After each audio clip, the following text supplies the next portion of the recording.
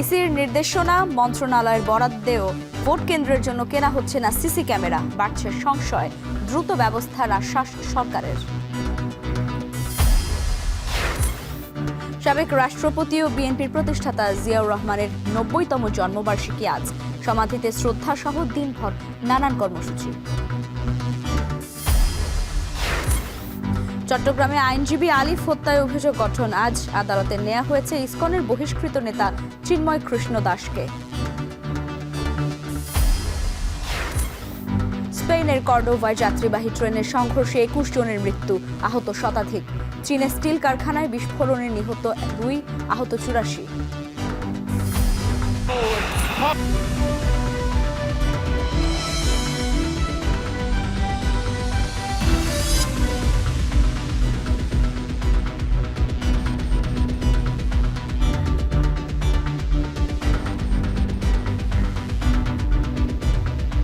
স্বাগত। এখন বাণিজ্যে পুরো আয়োজন জুড়ে সঙ্গে আছি লাইবা জান্নাত। নির্বাচন কমিশন থেকে আছে নির্দেশনা, সংশ্লিষ্ট মন্ত্রণালয় থেকেও আছে বরাদ্দ, কিন্তু সরকারি দপ্তর থেকেই নোট দেয়া আছে কেনা যাবে না সিসি ক্যামেরা।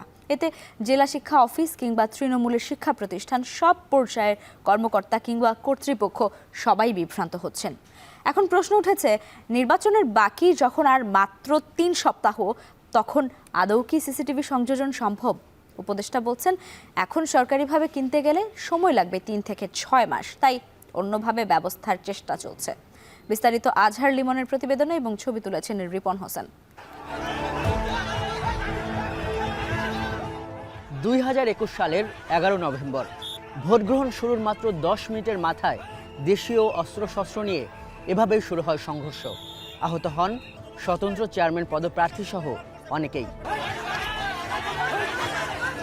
সেই ইউনিয়ন পরিষদ নির্বাচনের ৫ বছর পর আমরা আবার রামপ্রসাদ চরের সেই ভোট কেন্দ্রটিতে। আমরা দেখতে চাই এই আসন্ন জাতীয় নির্বাচনকে সামনে রেখে কতটা পরিবর্তন হলো নির্বাচন কমিশনের বিবেচনায় ঝুঁকিপূর্ণ বা অতি গুরুত্বপূর্ণ এই প্রাথমিক বিদ্যালয় ভোট কেন্দ্রটির নিরাপত্তা ব্যবস্থা।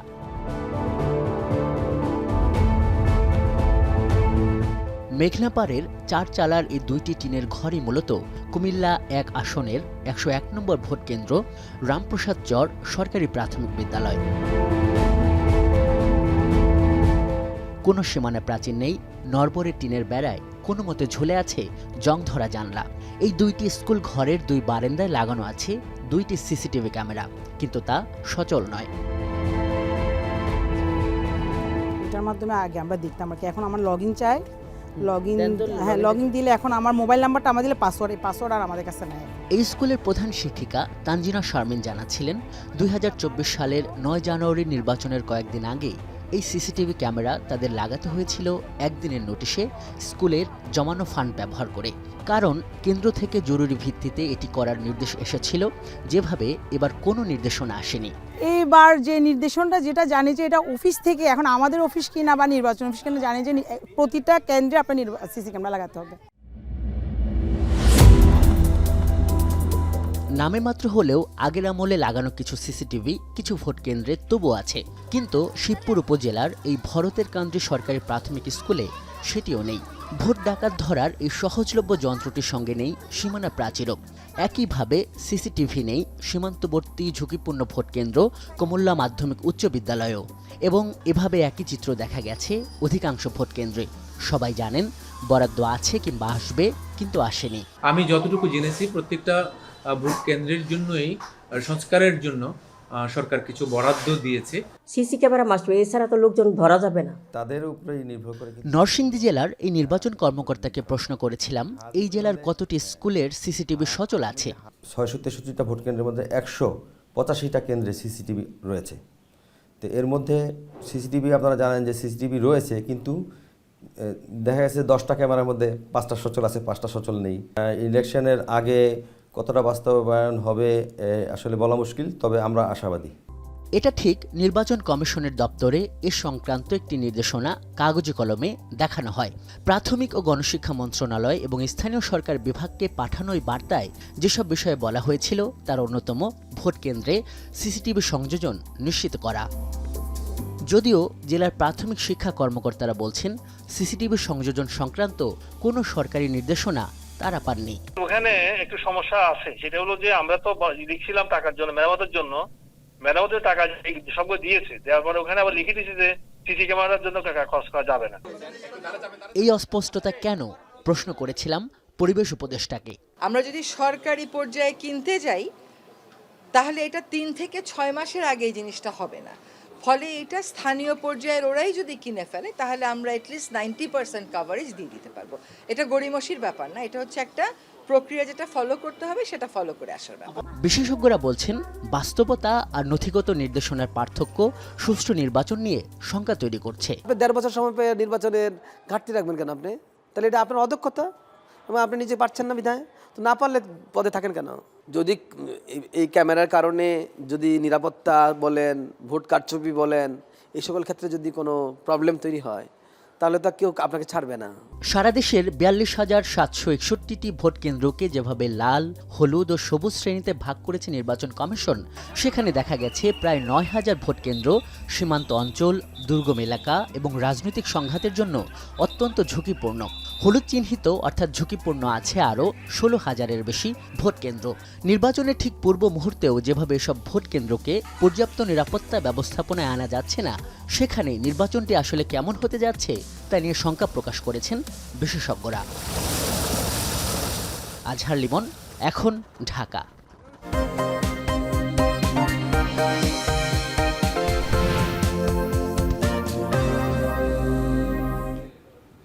শরীয়তপুর সদর ও জাজিরা উপজেলার মোট 23টি ইউনিয়ন এবং 2টি পৌরসভা নিয়ে গঠিত শরীয়তপুর 1 সংসদীয় আসন।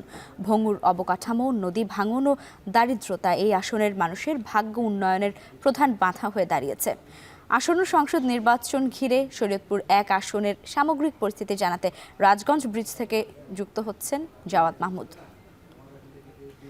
জাওয়াদ, নির্বাচন ঘিরে কি বলছেন ভোটাররা আর তাদের কোনো অভিযোগ রয়েছে কিনা জানাবেন।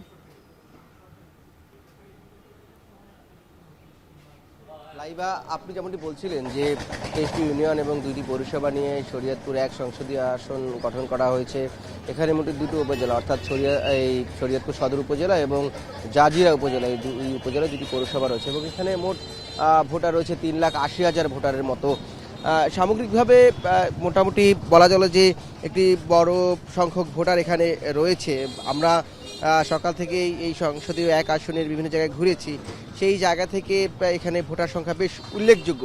এবং আপনি যেই বিষয়টি জানতে চেয়েছিলেন যে আসন্ন নির্বাচনকারী ভোটাররা কি বলছে, এখানে মূলত ভোটারদের সাথে কথা বলে তাদের একটি প্রত্যাশার জায়গা যেটি ছিল 1.5 বছর ধরে এই যে পদ্মা সেতু করার পরে এখানে এই শরীয়তপুর শহরে প্রবেশের একটি সংযোগ সড়ক করার কথা চলছে, সেটা 1.5 বছর ধরে কাজ চলছে। অর্থাৎ এই 1.5 বছর কাজ হওয়ার পর সেই কাজটি কিছুটা থমকে আছে এবং খুবই ধীর গতিতে চলছে, যার ফলে পদ্মা সেতুর সুফল এই শরীয়তপুরবাসী, তারা বিশেষ করে এই 1 আসনের জনগণ সেই সুফলটি ভোগ করতে পারছে না।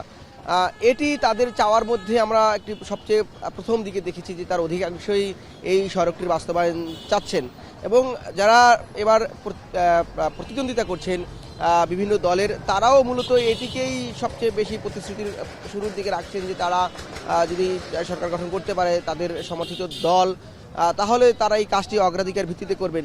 এছাড়া আরেকটি বিষয়, এখানে জাজিরা উপজেলা একটি প্রধান সমস্যা হচ্ছে, যেহেতু বলছিলাম যে জাজিরা উপজেলা এই 1 আসনের একটি অংশ, সেখানে নদী ভাঙন একটি প্রধান সমস্যা। কারণ গত বছরে কিন্তু প্রায় 500 পরিবারের বেশি এই নদী ভাঙনের ক্ষতিগ্রস্ত হয়েছে। সেখানে নদী ভাঙন রোধে বিশেষ করে ওই উপজেলার মানুষজন তারা একটি আশ্বাস চাচ্ছেন যে এটিকে নদী ভাঙন কীভাবে রোধ করা যায় সেটি তারা চাচ্ছেন যে তার জনগণ যাতে বা যারা জনপ্রতিনিধি তারা যাতে এই প্রতিশ্রুতি দেয়। এর বাইরে এখানকার শিক্ষার একটি বড় সমস্যা, বেকারত্ব রয়েছে, কর্মসংস্থানের সমস্যা রয়েছে এবং আরেকটি বিষয় এখানে যেটি রয়েছে, এই জাজিরা এবং এই শরীয়তপুরে কিশোরগঞ্জের একটি সামগ্রিক সময়ে উৎপাতের ঘটনা ঘটেছে। এই কিশোরগঞ্জ অর্থাৎ আইন শৃঙ্খলা পরিস্থিতি যাতে উন্নতি ঘটে সেই প্রত্যাশাও এখানের ভোটাররা করছেন। এবং আরেকটি বিষয় যেটি এখানে একটি তাঁতপল্লী হওয়ার কথা রয়েছে, সেই তাঁতপল্লীর কাজটি যদিও জমি অধিগ্রহণ করা হয়েছিল, সেখানে মাটি ভরাটও করা হয়েছে, কিন্তু তার অগ্রগতি আর হয়নি। এখানকার মানুষের প্রত্যাশা সেই তাঁতপল্লীটি যদি শুরু হয় তাহলে এখানে যে কর্মসংস্থান বা বেকার সমস্যা রয়েছে সেটির সমাধান হবে। এখন পর্যন্ত সামগ্রিকভাবে আমরা যে কথা বলেছি সেটিই পেয়েছি এবং এ নিয়েই আরও বিস্তারিত আমরা আলোচনা করব বিকেল 4:30টায় এখন টিভির বিশেষ আয়োজন ভোটারের ইশতেহার নিয়ে সেখানে এই শরীয়তপুরের রাজনৈতিক নেতারা থাকবেন, সাধারণ ভোটাররা থাকবেন, সেই অনুষ্ঠানটি দেখার আমন্ত্রণ রইল। নানা চড়াই উতরাই আর উৎকণ্ঠা পেরিয়ে দীর্ঘ 28 বছর পর শাহজালাল বিজ্ঞান ও প্রযুক্তি বিশ্ববিদ্যালয়ে কেন্দ্রীয় ছাত্র সংসদ এবং হল সংসদ নির্বাচন অনুষ্ঠিত হতে যাচ্ছে কাল। মোট 32টি পদে লড়বেন 97 প্রার্থী। এ বিষয়ে আরও জানাতে সিলেটের শাহজালাল বিজ্ঞান ও প্রযুক্তি বিশ্ববিদ্যালয় থেকে যুক্ত হচ্ছেন সন্দীপন শুভ। আমরা জানতে পেরেছি যে শাকসু নির্বাচন স্থগিত চেয়ে হাইকোর্টে রিট দায়ের করেছেন একজন প্রার্থী। এই নিয়ে বিভিন্ন প্যানেলের প্রার্থীরা কি বলছেন?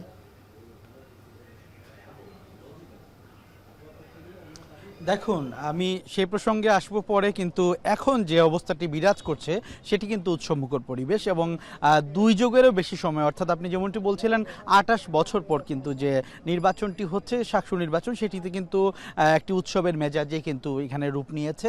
এবং আপনি যেমনটি প্রথমে আমার কাছে জানতে চেয়েছিলেন যে হাইকোর্টের রেটের ব্যাপারে, সেটি আসলে আমরা প্রশাসনের কাছে জানতে চেয়েছি এবং নির্বাচন কমিশন যেটি রয়েছে তাদের কাছে জানতে চেয়েছি। তারা বলছেন যে আসলে তারা সেই বিষয়ে এখনও আসলে পুরোপুরি ওয়াকিবহাল নন এবং তারা আইনি লড়াই চালিয়ে যাবেন এবং বিশ্ববিদ্যালয় তার সর্বোচ্চ দিয়ে চেষ্টা করছে যে কালকের নির্বাচনটি যেন অনুষ্ঠিত হয়। এবং সেই ব্যাপারে 6টি কেন্দ্র যে হলগুলো রয়েছে সেগুলোকে কেন্দ্র করা হয়েছে, 6টি কেন্দ্র রেডি করা হয়েছে। এর পাশাপাশি আমি যদি বলি 178টি যে হল বুথ রয়েছে সেই বুথ কিন্তু ইতোমধ্যেই তৈরি করা হয়েছে। এর পাশাপাশি যদি আমি আরেকটু আপনাকে বলতে চাই, এখানে কিন্তু 9030 জন ভোটার রয়েছেন এবং তাদের প্রত্যেকের কাছেই প্রার্থীরা পৌঁছানোর চেষ্টা করেছেন। আমরা গতকাল বিকেলেও দেখেছি প্রার্থীদের যে উচ্ছ্বাস উদ্দীপনা, তাদের প্রত্যেকটি ভোটারের কাছে তাদের যে পৌঁছানোর যে ইচ্ছা সদিচ্ছা সেটি তারা পূরণ করেছেন এই কয়েকদিন। এবং আপনি জানেন নানা চড়াই উতরাই কিন্তু ছিল, যেমনটি আপনি প্রথমেই বলছিলেন যে হাইকোর্টের রিট সহ নানা কিছু কিন্তু হয়েছে এই শাকসু নির্বাচনকে কেন্দ্র করে। এবং গত কয়েক মাস কিন্তু একটা উৎকণ্ঠার মধ্যে ছিলেন এখানকার প্রার্থীরা যে নির্বাচনটি হবে কিনা না, কিন্তু শেষ মুহূর্তে এসে কিন্তু সেই কেন্দ্রীয় 23টি পদের জন্য এবং হলের 9টি পদের জন্য কিন্তু লড়াই চলছে এবং প্রত্যেকটি ভোটার কিন্তু 32টি পদে তারা 32 জন প্রার্থীকে তারা ভোট দিতে পারবেন। একজন ভোটার 32টি প্রার্থীকে ভোট দিতে পারবেন। এর পাশাপাশি যদি বলি বর্তমানে ব্যালট পেপার ইতোমধ্যেই কিন্তু বিশ্ববিদ্যালয়ে চলে এসেছে এবং ব্যালট পেপার তৈরি হচ্ছে, কেন্দ্র তৈরি হচ্ছে।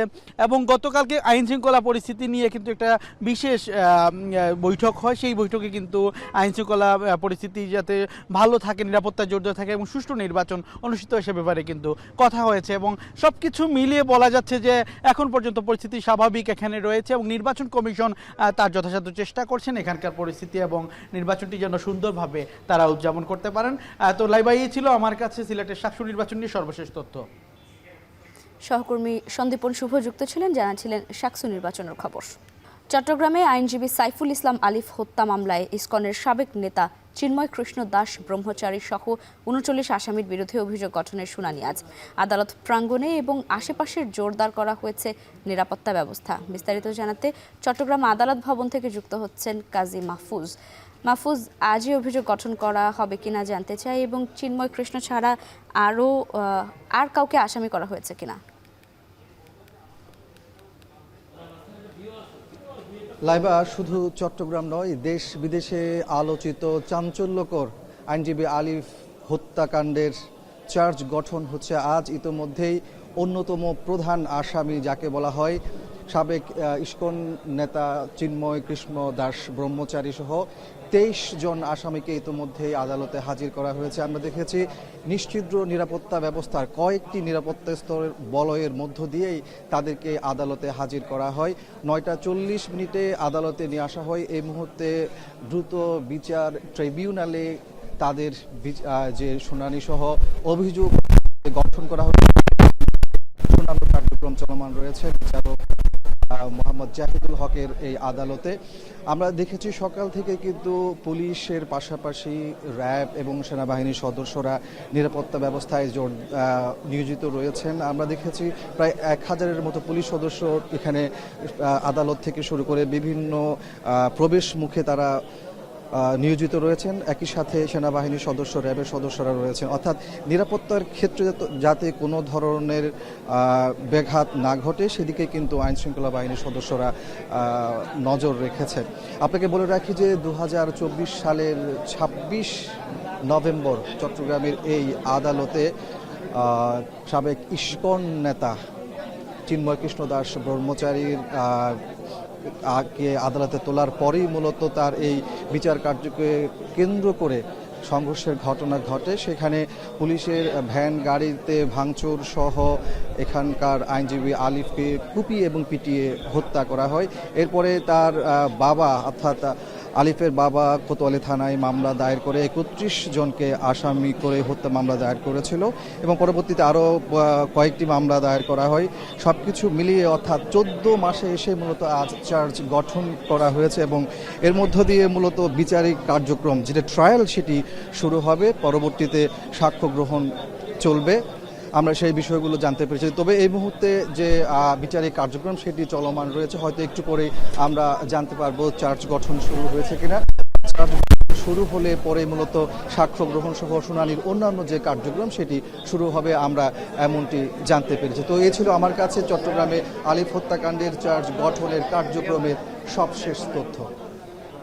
চট্টগ্রাম আদালত ভবন থেকে যুক্ত ছিলেন কাজী মাহফুজ। স্বাধীনতার ঘোষক বিএনপির প্রতিষ্ঠাতা চেয়ারম্যান সাবেক রাষ্ট্রপতি জিয়াউর রহমানের 90তম জন্মবার্ষিকী আজ। 1936 সালে বগুড়ার গাবতলীর নিভৃত জনপদ বাগবাড়ির মুসলিম পরিবারে জন্ম নেন তিনি। শিক্ষাজীবন শেষে 1953 সালে তিনি যোগ দেন সে সময়ের পাকিস্তান সেনাবাহিনীতে। মুক্তিযুদ্ধের অন্যতম সেক্টর কমান্ডার হিসেবে বীরত্বপূর্ণ ভূমিকা পালন করেন জিয়াউর রহমান। তার নামে গড়ে ওঠা জেড ফোর্স রণাঙ্গনে যুদ্ধ করে দুঃসাহসিকতায়। 1975 সালের 7ই নভেম্বর রাষ্ট্রীয় ক্ষমতার কেন্দ্রবিন্দুতে অধিষ্ঠিত হন তিনি। 1978 সালের 1 সেপ্টেম্বর বাংলাদেশ জাতীয়তাবাদী দল প্রতিষ্ঠা করেন। 1981 সালের 30 মে চট্টগ্রাম সার্কিট হাউসে সেনাবাহিনীর একটি অংশের হাতে নিহত হন জিয়াউর রহমান। আজকের এই দিনে গভীর শ্রদ্ধা ভরে নানা কর্মসূচিতে তাকে স্মরণ করছে বিএনপি এবং দেশের সর্বস্তরের মানুষ।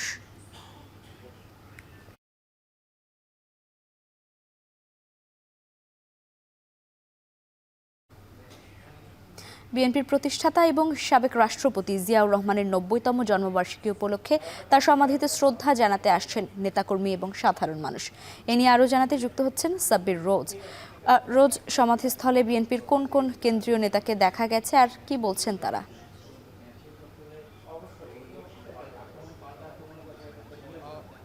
আমরা যেটি লক্ষ্য করেছি এখন পর্যন্ত আসলে আপনি জানেন আজ শহীদ রাষ্ট্রপতি জিয়াউর রহমান এবং বিএনপির প্রতিষ্ঠাতা তার 90তম জন্মবার্ষিকী। তো মূলত এই দিবসটি ঘিরে দলের পক্ষ থেকে কর্মসূচি নেওয়া হয়েছে এবং সেই কর্মসূচির অংশ হিসেবে মূলত ঠিক 11টায় আসবেন দলটির মহাসচিব মির্জা ফখরুল ইসলাম আলমগীর। আপনি জানেন রাজধানীর শেরেবাংলা নগরে এই জিয়া উদ্যানে এইখানে সমাহিত করা হয়েছে শহীদ রাষ্ট্রপতি জিয়াউর রহমানকে এবং তার এই মূলত এই সমাধিতেই শ্রদ্ধা নিবেদন করছেন আজকের এই কর্মসূচি ঘিরে বিভিন্ন স্তরের নেতৃবৃন্দ। এবং আমরা যেটি লক্ষ্য করেছি এসেই সারা দেশের থেকেই নেতাকর্মীরা এসেছেন এবং মূলত আজকের কর্মসূচি হিসেবে বিএনপি যেটি রয়েছে সেটি হচ্ছে যে ঢাকা মহানগর উত্তর ও দক্ষিণের আয়োজনে শহীদ রাষ্ট্রপতি জিয়াউর রহমানের সমাধিতে শ্রদ্ধা নিবেদন এবং ফুল দিয়ে তারা শ্রদ্ধা নিবেদন করবেন এবং সেটি হচ্ছে 11টায়। তো এখন আসলে স্থানীয় নেতৃবৃন্দ এবং স্থানীয় বিভিন্ন ইউনিটের নেতৃবৃন্দ এসেছেন। আমরা দেখছি যে জাতীয়তাবাদী তাঁতি দল থেকে শুরু করে যুব দল, ছাত্রদল সব ইউনিটেরই আসছেন। আমরা খেয়াল করছি যে এইমাত্র বিএনপির সিনিয়র যুগ্ম মহাসচিব রুহুল কবির রিজভী তিনি আমাদের মধ্যে এসেছেন এবং তিনিও আসছেন এবং আমরা লক্ষ্য করেছি যে বিএনপির স্থায়ী কমিটির সদস্যরা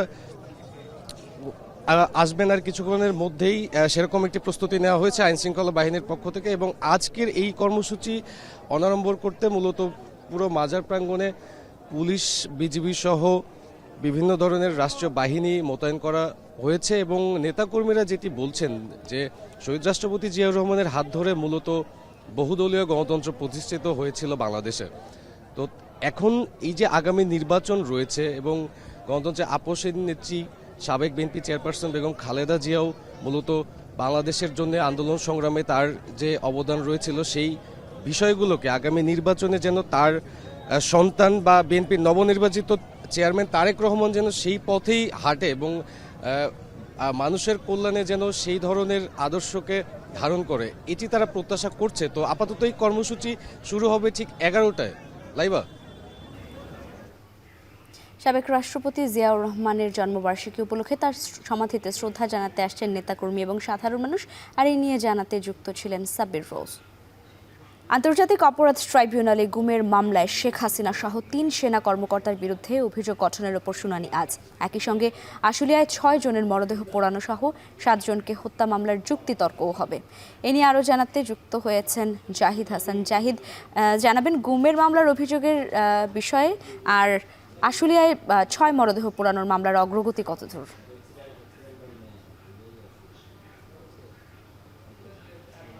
লাইবা, আন্তর্জাতিক অপরাধ ট্রাইব্যুনালে গুমের মামলায় সাবেক প্রধানমন্ত্রী শেখ হাসিনা এবং তার সামরিক উপদেষ্টা তারিক আহমেদ সিদ্দিক সহ সেনা কর্মকর্তা 11 জন, তার মধ্যে 3 জন এই মামলায় গ্রেপ্তার রয়েছেন। এই মামলায় অভিযোগ গঠন হয়ে গেছে। আজকে এটি শুনানির অর্থাৎ আজকে সাক্ষ্য গ্রহণের জন্য রাখা হয়েছে প্রথম দিন, এবং তাদের বিরুদ্ধে আজকে রাষ্ট্রপক্ষ থেকে অর্থাৎ প্রসিকিউশনের পক্ষ থেকে সূচনা বক্তব্য এবং সাক্ষ্য গ্রহণ শুরু হবে। এবং গুমের মামলায় প্রথম কোনো মামলার বিচার কাজ শুরু হচ্ছে, সেটি হচ্ছে শেখ হাসিনা সহ এই 11 জন সেনা কর্মকর্তা এবং যাদের বিরুদ্ধে এই মামলার অভিযোগ আনা হয়েছে, এবং এই মামলা যারা আসামি রয়েছেন তারা বিভিন্ন সময় ডিজিএফআইতে যারা দায়িত্ব পালন করেছেন, জিআইএ সেলে যারা কাজ করেছেন, তাদের বিরুদ্ধেই মূলত এই মামলাটি করা হয়েছে। এবং তাদের আমলে যে গুমগুলো হয়েছে সেই গুমের অভিযোগে তাদের বিরুদ্ধে যে মামলা হয়েছে সেই মামলার সাক্ষ্য গ্রহণ আজ।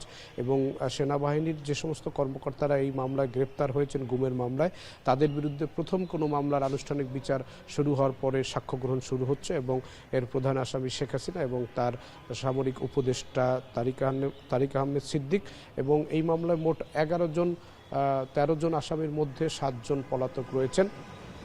এছাড়া আশুলিয়ায় যে 6 জনকে দেহ পুড়িয়ে দেওয়ার পরে এবং একজনকে হত্যা করা সহ 7 জনের যে মরদেহ যেই হত্যার মামলা, সেই মামলায় যারা গ্রেপ্তার রয়েছেন ঢাকা জেলার অতিরিক্ত পুলিশ সুপার সহ, সেই মামলার আজকে যুক্তিতর্ক রয়েছে। এবং এই মামলাটির যুক্তিতর্ক কয়েকদিন যাবৎ চলছে। গতকালকেও এই মামলায় যুক্তিতর্ক হয়েছে, আজও যুক্তিতর্ক রয়েছে। এছাড়া আজকে যেটি কিছুক্ষণ আগে আন্তর্জাতিক অপরাধ ট্রাইব্যুনালের প্রসিকিউশনের পক্ষ থেকে জানানো হয়েছে যে নারায়ণগঞ্জের সাবেক এমপি আওয়ামী লীগ নেতা শামীম ওসমান এবং তার ছেলে অয়ন ওসমান সহ এই জুলাই আগস্টে নারায়ণগঞ্জের যে ঘটনা ঘটেছিল এবং যেই অপরাধ হয়েছিল মানবতা বিরোধী অপরাধ, সেই অপরাধে 12 জনের বিরুদ্ধে একটি অভিযোগপত্র দাখিল করেছে আন্তর্জাতিক অপরাধ ট্রাইব্যুনালে। এটিও আজকে শুনানি হবে এবং এটি নতুন একটি অভিযোগপত্র আন্তর্জাতিক অপরাধ ট্রাইব্যুনালে। গতকালকেও নতুন একটি মামলা হয়েছে, আজকে নতুন একটি মামলার অভিযোগপত্র আনুষ্ঠানিকভাবে আদালতে উপস্থাপন করা হচ্ছে। লাইবা। আন্তর্জাতিক অপরাধ ট্রাইব্যুনাল থেকে যুক্ত ছিলেন জাহিদ হাসান। ম্যানচেস্টার সিলেট রুটে বিমান বাংলাদেশের ফ্লাইট বন্ধের সিদ্ধান্ত ঘিরে শুধু প্রবাসী বাংলাদেশিদের মধ্যেই নয়, আলোড়ন সৃষ্টি হয়েছে ব্রিটেনের রাজনীতিতেও। সিদ্ধান্ত প্রত্যাহারের দাবিতে 8 ব্রিটিশ এমপি বিমান কর্তৃপক্ষকে চিঠি দিয়েছেন। এতে রুটের বর্তমান অবস্থা নিশ্চিত করা, স্থগিতের পেছনের আসল কারণ ব্যাখ্যা করা সহ পরিষেবা পুনরায় সচল করতে কী পদক্ষেপ নেওয়া হচ্ছে তা জানতে চাওয়া হয়েছে। যুক্তরাজ্য থেকে বিস্তারিত জানিয়েছেন শরীফুল ইসলাম চৌধুরী।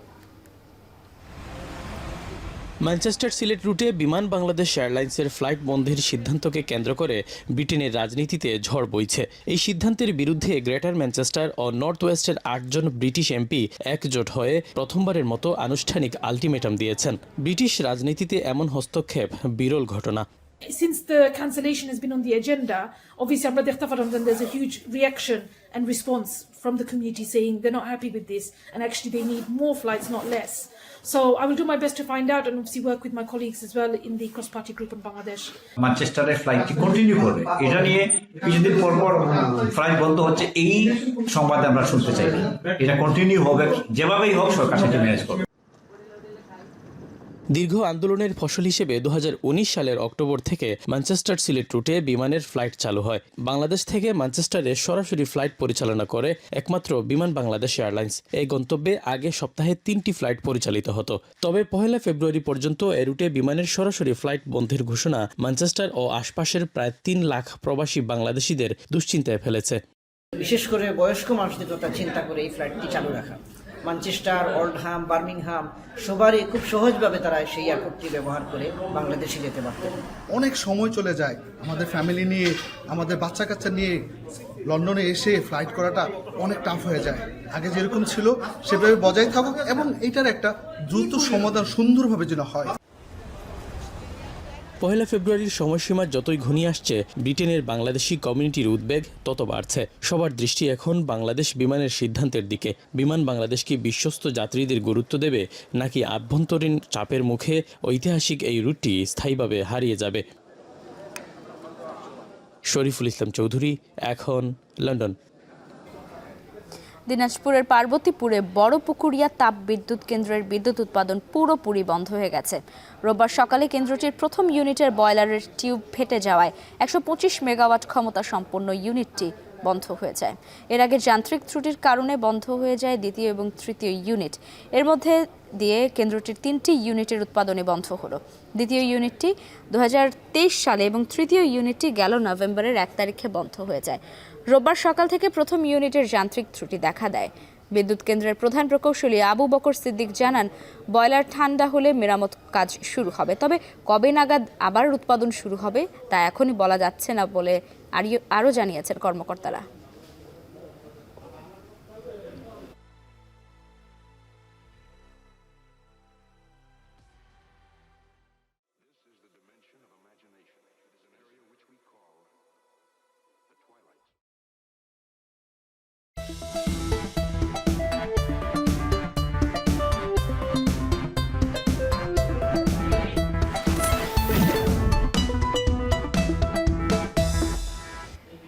দরজায় কড়া নাড়ছে ত্রয়োদশ জাতীয় সংসদ নির্বাচনকে ঘিরে নওগাঁর ভোটারদের মাঝে বিরাজ করছে ব্যাপক উৎসাহ উদ্দীপনা।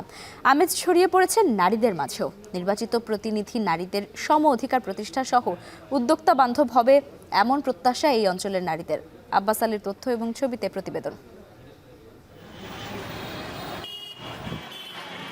11টি উপজেলা নিয়ে গঠিত উত্তরের সীমান্তবর্তী জেলা নওগাঁ। এই জেলার 6টি সংসদীয় আসনে মোট ভোটার 23,29,592 জন। এর মধ্যে পুরুষ ভোটার 11,59,764 জন এবং নারী ভোটার 11,69,807 জন। নারী ভোটারের সংখ্যা বেশি হওয়ায় প্রার্থীরা বেশি গুরুত্ব দিচ্ছেন তাদের। নওগাঁ শহরের বাঙ্গাবাড়িয়া মহল্লার নারী উদ্যোক্তা শামিমা খানম এলাকার নারীদের কর্মসংস্থানে ভূমিকা রাখলেও স্বল্প পুঁজির কারণে বাড়াতে পারছেন না ব্যবসার পরিধি। তাই সহজ শর্তে ঋণের সুযোগ সুবিধা পাবেন এমন জনপ্রতিনিধি প্রত্যাশা করেন তিনি। এমন একটা সরকার আমাদের দরকার, সেই সরকারের কাছে আমাদের আবেদন যে আমরা যেন স্বল্প সুদে একটা ঋণের প্রত্যাশা। পুরুষের পাশাপাশি সমানভাবে কাঁধ মিলিয়ে তাদের অধিকারটা সমানভাবে প্রয়োগ করতে পারে। নারীদের সরকারি এবং বেসরকারি পর্যায়ে তারা যেন ব্যাপকভাবে তাদের অংশগ্রহণটা নিশ্চিত করতে পারে। এদিকে শহরের মুক্তির মোড়ের ফুটপাতে মাসকালাই রুটি বিক্রেতা গৃহবধূ মোমেনা বেগম বঞ্চিত নারীদের মূল্যায়ন করবে এমন প্রার্থীকে বেছে নিতে চান তিনি। যারা নারীর ক্ষমতায়ন সহ সমাজ ও দেশের উন্নয়ন করবে এমন প্রতিনিধি চান নারী ভোটাররা। সরকার সবসময় আমাদের গুরুত্ব দেবে, সেই সরকার আমরা চাই। নতুন ভোটারদের স্বাধীনভাবে ভোট দিতে পারাটাই তো আমাদের সবথেকে বেশি বড় চাওয়া। কর্মক্ষেত্রে নারীর নিরাপত্তা নিশ্চিত করা গেলে নতুন সম্ভাবনার পথ উন্মোচিত হবে বলে জানান এই আইনজীবী। আগামী সরকার নারীদের নিয়ে চিন্তা করবে, নারীদের ভালোর জন্য কাজ করবে, এরকম সরকারই তো অবশ্যই চাইব। সর্বোপরি চাইব যেন দেশটা ভালো দিকে যায়, দেশের ভালো হয়। ত্রয়োদশ জাতীয় সংসদ নির্বাচনে জয় পরাজয়ের ক্ষেত্রে বড় নির্ধারক হতে পারে নারী ভোটাররা, এমনটাই বলছেন বিশিষ্টজনরা। তাই শুধু প্রতিশ্রুতির ফুলঝুরি নয়, তা বাস্তবায়নে জোর দেবেন এমন প্রতিনিধি চান নারী ভোটাররা। এখন নওগাঁ। স্পেনের কর্ডোবা প্রদেশে দুটি যাত্রীবাহী ট্রেনের মুখোমুখি সংঘর্ষে অন্তত 21 জনের প্রাণ গেছে। আহত 73 জনের মধ্যে 30 জনের অবস্থা গুরুতর। তবে হতাহতদের সংখ্যা আরও বাড়তে বলে জানিয়েছে ফায়ার সার্ভিস। দুর্ঘটনার জেরে প্রধান রুটে উচ্চগতির রেল সেবা সোমবার পর্যন্ত পুরোপুরি বন্ধ রাখার ঘোষণা দিয়েছে রেল কর্তৃপক্ষ। মর্মান্তিক এই দুর্ঘটনায় গভীর শোক জানিয়েছেন দেশটির প্রধানমন্ত্রী পেদ্রো সানচেজ। সতীর্থ কর্মকার জানাচ্ছেন বিস্তারিত। স্পেনের জন্য এ এক দুঃস্বপ্নের রাত। ইউরোপের সবচেয়ে বড় দ্রুতগতির রেল নেটওয়ার্কে ঘটে গেল মর্মান্তিক দুর্ঘটনা। আতঙ্ক আর শোকে স্তব্ধ গোটা দেশ। স্থানীয় সময় রোববার রাত 8:45 কর্ডোবার কাছাকাছি আদামুদ শহরের কাছে এসে লাইনচ্যুত হয় মালাগা থেকে মাদ্রিদগামী ৩০০ যাত্রীবাহী একটি দ্রুতগতির ট্রেন। ঢুকে পড়ে বিপরীত লাইনে এবং ধাক্কা দেয় উল্টো দিক অর্থাৎ মাদ্রিদ থেকে আসা আরেকটি যাত্রীবাহী ট্রেনে। প্রায় ২০০ যাত্রী নিয়ে লাইন ছেড়ে বের হয়ে যায় বিপরীত দিক থেকে আসা ট্রেনটিও। এ ধরনের ট্রেন সাধারণত ঘন্টায় ২৫০ কিলোমিটার বেগে চলে, ফলে মুখোমুখি সংঘর্ষ হলে ব্যাপক ক্ষয়ক্ষতি এড়ানো কঠিন। ঘটেছেও তাই। দুমড়ে মুচড়ে যায় ২ ট্রেনের কয়েকটি বগি। ঘটনাস্থলেই প্রাণ যায় বেশ কয়েকজনের। প্রত্যক্ষদর্শীরা বলছেন, সংঘর্ষের মুহূর্তে তাদের মনে হচ্ছিল ভূমিকম্প হচ্ছে। আরও জানা গেছে, প্রথম ট্রেনের একটি বগি পুরোপুরি উল্টে যায়। এতে করে উদ্ধার অভিযান চালানো কঠিন ও ঝুঁকিপূর্ণ হয়ে যাচ্ছে বলে জানিয়েছেন কর্ডোবা ফায়ার সার্ভিসের প্রধান। আশঙ্কা করা হচ্ছে হতাহতের সংখ্যা আরও বাড়তে পারে। দুর্ঘটনার জেরে মাদ্রিদ, সেভিয়া, কর্ডোবা, মালাগা ও হুয়েলভা রুটের উচ্চগতির রেল সেবা অন্তত সোমবার পর্যন্ত পুরোপুরি বন্ধ রাখার ঘোষণা দিয়েছে রেল কর্তৃপক্ষ। ভুক্তভোগীদের পরিবার ও স্বজনদের সহায়তায় এসব স্টেশনে রাখা হচ্ছে বিশেষ ব্যবস্থা, বসানো হয়েছে তথ্যকেন্দ্র। মর্মান্তিক এই দুর্ঘটনায় গভীর শোক জানিয়েছেন স্পেনের প্রধানমন্ত্রী পেদ্রো সানচেজ। হতাহতদের পরিবারের পাশে থাকার বার্তা দিয়েছেন তিনি। আর এই মুহূর্তে উদ্ধার অভিযান ও আহতদের সুচিকিৎসা নিশ্চিতে সর্বোচ্চ গুরুত্ব দেওয়া হচ্ছে বলে নিশ্চিত করেছেন দেশটির পরিবহন মন্ত্রী। ইমার্জেন্সি প্রোটোকল মানার পরও কেন এমন দুর্ঘটনা ঘটল তা অনুসন্ধানের প্রতিশ্রুতি দিয়েছে আইরিও রেল কোম্পানি। যে ট্র্যাক থেকে প্রথম ট্রেনটি ছিটকে যায় তা সংস্কার করা হয়েছিল গেল মে মাসে, আর অপর লাইনটিও বসানো হয়েছে মাত্র ৪ বছর আগে। কাজেই কী কারণে ট্রেনটি লাইনচ্যুত হলো তার কারণ এখনও স্পষ্ট নয়। স্পেনের উচ্চগতির এই রেল নেটওয়ার্ক ইউরোপের মধ্যে সবচেয়ে বড়। ৩০০০ কিলোমিটার দৈর্ঘ্যের এই নেটওয়ার্কে বছরে চলাচল করেন ২.৫ কোটিরও বেশি যাত্রী। সতীর্থ কর্মকার, এখন বিশ্ব। চীনের একটি স্টিল কারখানায় ভয়াবহ বিস্ফোরণে ২ জনের প্রাণহানি হয়েছে। এখনও সন্ধান মেলেনি ৮ জনের, আর গুরুতর আহত অবস্থায় অন্তত রয়েছেন ৮৪ জন। চীনের রাষ্ট্রীয় গণমাধ্যম জানিয়েছে, রোববার স্থানীয় সময় বেলা ৩টায় উত্তর চীনের স্বায়ত্তশাসিত অঞ্চল মঙ্গোলিয়ার বাওগাং ইউনাইটেড স্টিল প্ল্যান্ট নামের ওই কারখানায় এই দুর্ঘটনা ঘটে। ফ্যাক্টরি কর্তৃপক্ষ জানিয়েছে, তা আহতদের মধ্যে ৫ জনের অবস্থা আশঙ্কাজনক। বিস্ফোরণের কারণ এখনও জানা যায়নি। নিখোঁজদের উদ্ধারে চলছে অভিযান। আপাতত কারখানাটির কার্যক্রম বন্ধ ঘোষণা করা হয়েছে। ক্ষতিগ্রস্ত এলাকায় পরিবেশ এখনও রয়েছে থমথমে। স্থানীয়দের সতর্ক থাকার নির্দেশ স্থানীয় প্রশাসনের।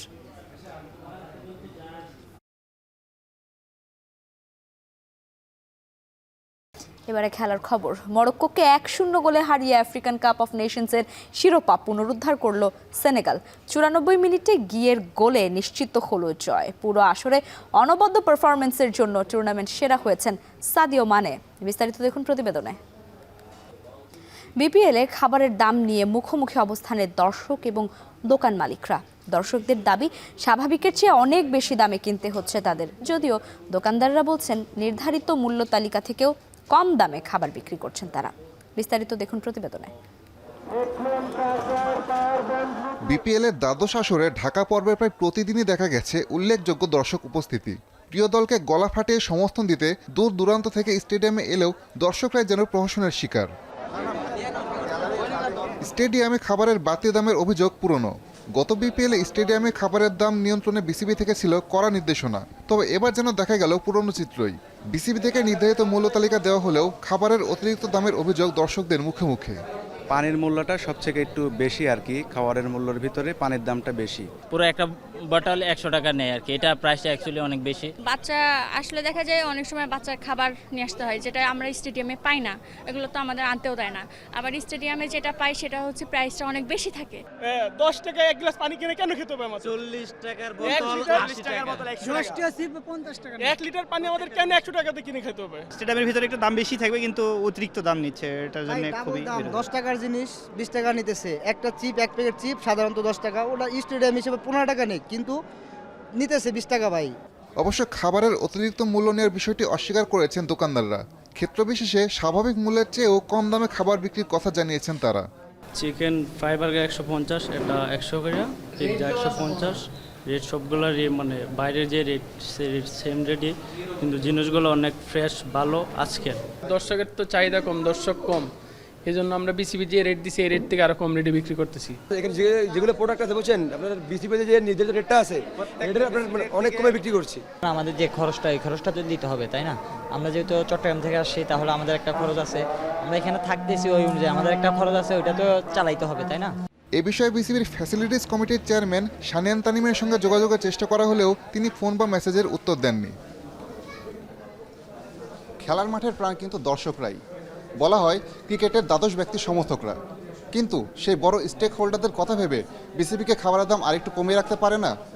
এক্ষেত্রে কিন্তু যা দেখার দেখতে হবে বিসিবিকেই। মিরপুর থেকে আসাদুজ্জামান লিটন, এখন। আর এ ছিল এখন বাণিজ্যে। এখন টেলিভিশন ওয়েবসাইটে দেখতে ভিজিট করুন এখন.tv, এছাড়া ফেসবুকে দেখতে ভিজিট করুন facebook.com/tv.এখন এবং ইউটিউবে সরাসরি দেখতে ভিজিট করুন youtube.com/c/echontv।